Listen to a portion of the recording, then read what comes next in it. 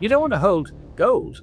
You just deal in credit. Everything that she's been doing recently, she's not only taken over effectively the lion's share of the world's gold, physical gold, she is preparing to take over from the market. What is an LBMA a forward contract? You think it's a forward contract in gold? No, it's a forward contract in dollars, which is linked to the price of gold. I mean, the point is, once the dollar goes, London and COMEX are dead. They're finished. We've got 30,000 tons of gold to back the yuan currency. Then watch the collapse in the other currencies. There is gold which is still stored within the SGE's network, which is owned by the banks or ring-fenced. Well, it's a good thing that Scott Besson checked and make sure all 8,000 tons are there in Fort Knox. So yield has risen by something like 0.5% over the last month, in the month of July.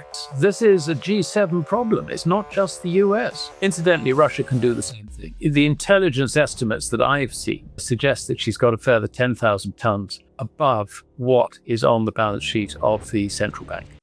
China's move out of dollars into gold and real assets, is it still accelerating, and are the numbers reliable, considering there is the belief that China has accumulated some 20,000 tons of gold plus?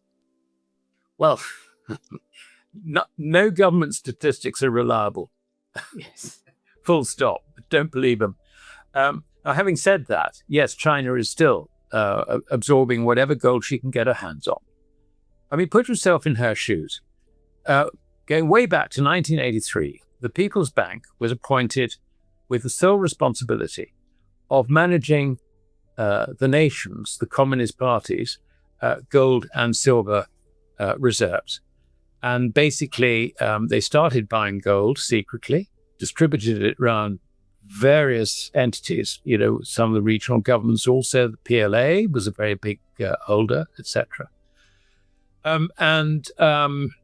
I reckon that by 2002, when for the first time, Chinese citizens were then allowed to buy, because until then they were banned. Now, this basically cleared the way for the state to accumulate its holding, its secret holding of gold.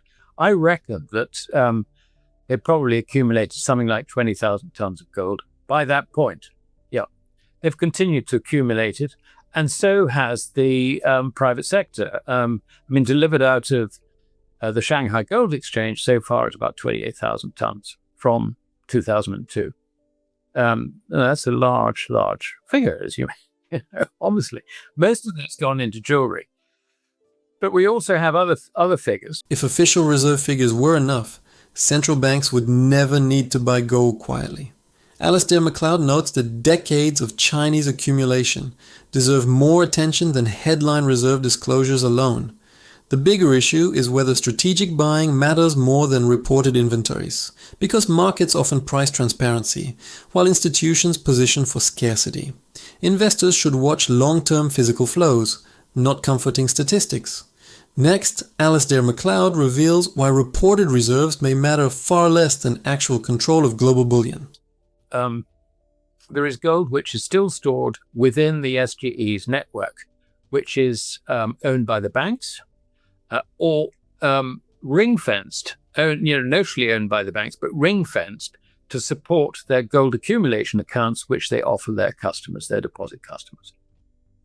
We don't know how much that is. I would say there's probably something like 5,000 to 7,000 tons, something like that in there. You've also got ETFs, Chinese ETFs, which is not a huge figure, but all these things add up. And what the state has also accumulated since then,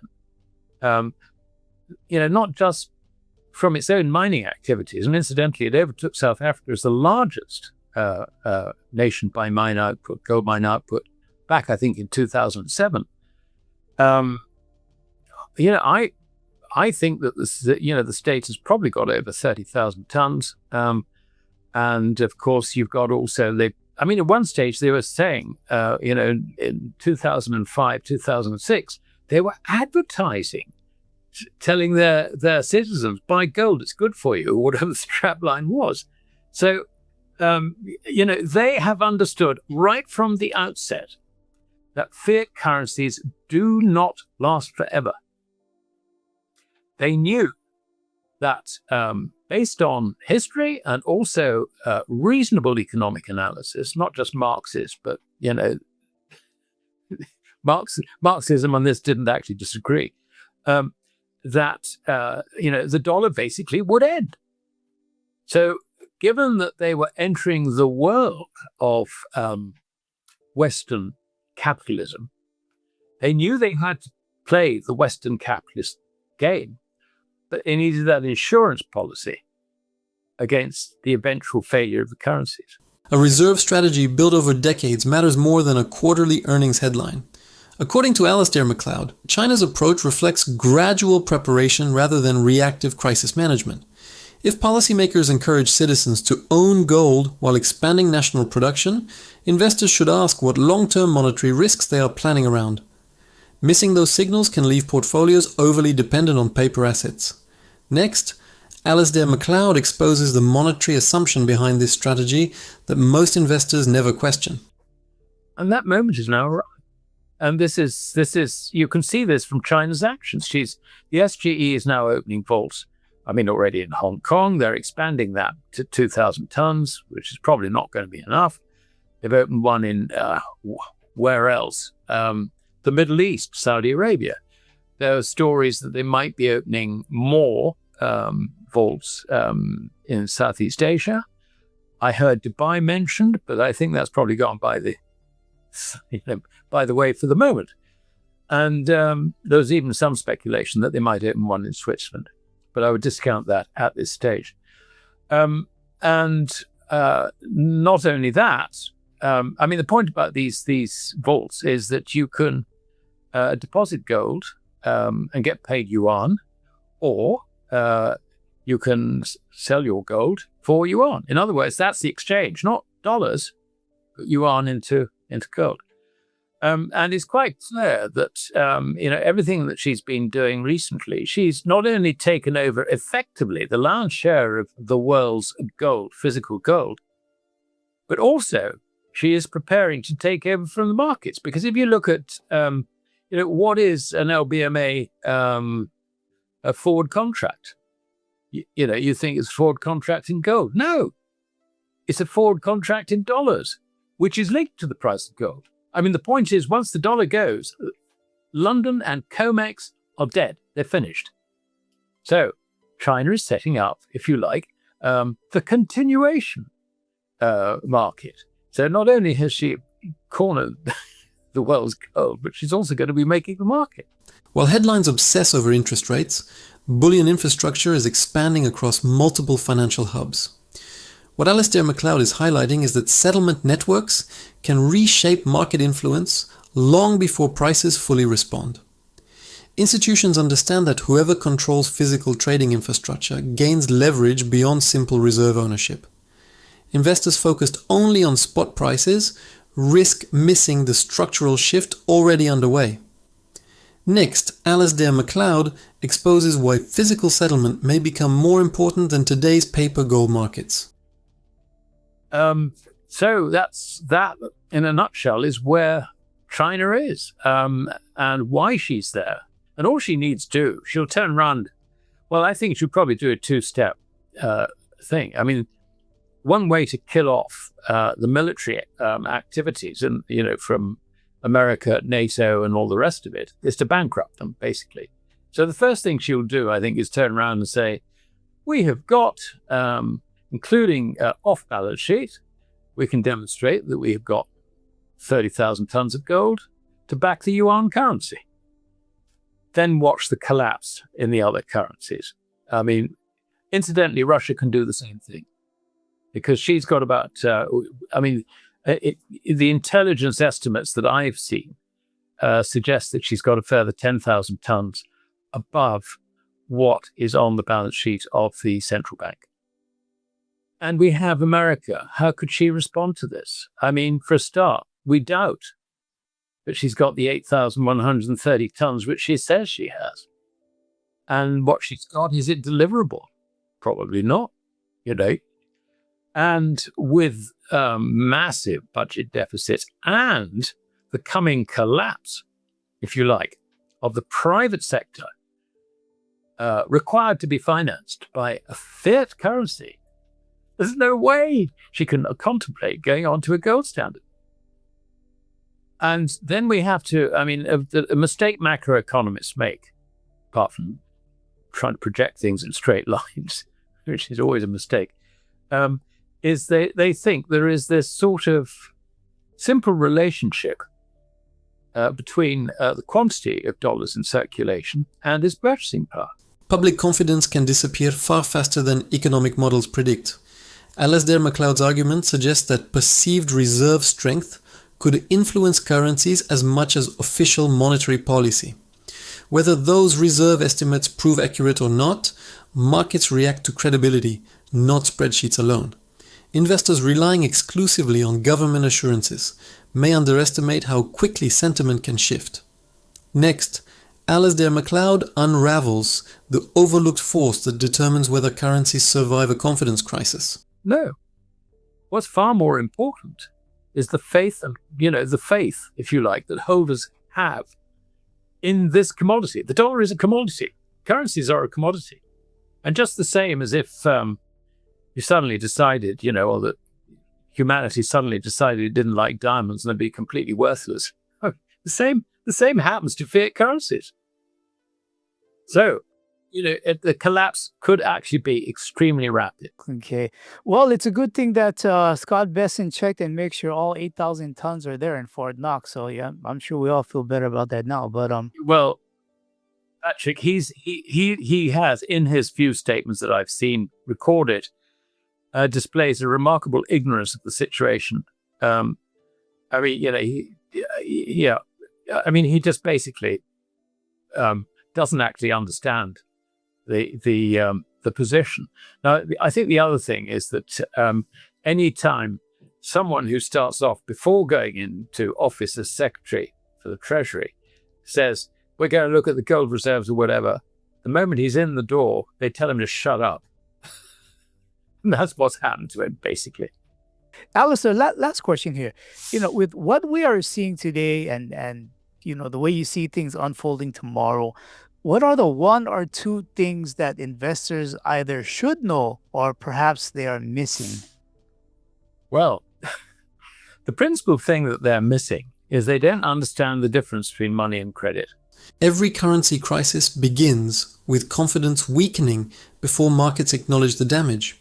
This is where Alasdair Macleod's thesis shifts from reserve totals toward trust as the real foundation of monetary systems. Investors often monitor inflation while overlooking confidence erosion happening beneath the surface. By the time confidence breaks publicly, defensive positioning usually becomes far more expensive. Next, Alasdair Macleod reveals the distinction between money and credit that changes how investors view every asset. Everything is credit, except for gold, possibly silver, and that is in physical form, which is final settlement for credit, because all credit is a promise to settle. And you can settle it with other credit. And this is actually what happens. I mean, you pay someone who does some work on your home. You do that by bank transfer. The bank, you're coming out of your bank account, you have a balance, that is credit. The bank owes you final settlement. You pass that on into your workman's account, and he has now got, as a result, the obligations are swapped between banks, but he has an increase in the amount of promise, if you like, credit from his bank. So this is all credit, and final settlement is only physical gold. And this relationship goes all the way back to Roman times, early Roman times, and was really set out by the 3rd century AD, or CE as they call it now. And it's been like that ever since. I mean, we talk about all sorts of, the banks are doing this, banks are doing that, governments want to do this, but that is not changing. And it's really that final settlement which really matters. Now, the implication for this is that when everything is absolutely fine and you're not worried about the outcomes and all the rest of it, You just deal in credit. You don't want to hold gold because holding gold is actually taking, if you like, it's immobilizing your wealth in a sense. The financial system functions because most people never ask what actually settles a payment. Alasdair Macleod notes that modern transactions largely transfer promises, instead of final settlement itself. That distinction rarely matters during stability, but becomes critical whenever confidence in counterparties weakens. Investors protecting purchasing power should understand the difference before markets begin pricing that risk aggressively. Next, Alasdair Macleod exposes why this overlooked principle becomes decisive during monetary stress.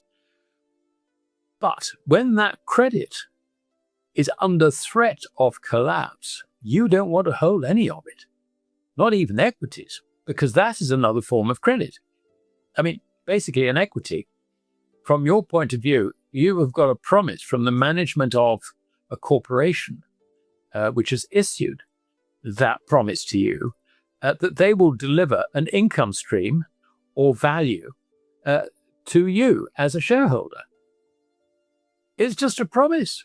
You can't hold them to anything. It's even less of it's even less of a promise than, let us say, owning a government bond.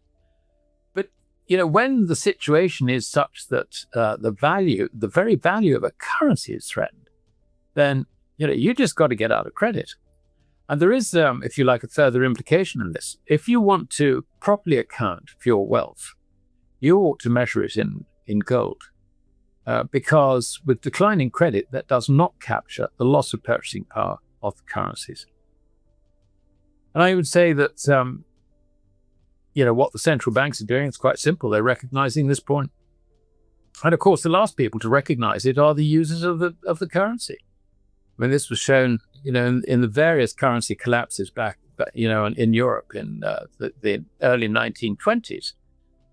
The last people to understand it's not prices rising, but the currency going down are the users of the currency. Now, the moment they twig that it's actually the currency going down and not prices rising, then they dump currency as rapidly as possible to just buy anything, just to get out of it. Your biggest portfolio risk may not be volatility, but misunderstanding what your assets truly represent. According to Alasdair Macleod, most financial assets ultimately depend on confidence in a broader credit system. History shows that public recognition of currency weakness usually arrives after institutional positioning has already changed. Protecting wealth requires preparing before consensus finally catches up. Next, Alasdair Macleod exposes why central banks often move long before ordinary investors recognize the trend. We're a long way from that in terms of where we are, but in terms of time, it could be as little as 6 months, 9 months, quite easily, because it's been accelerated by this stupidity in the Gulf.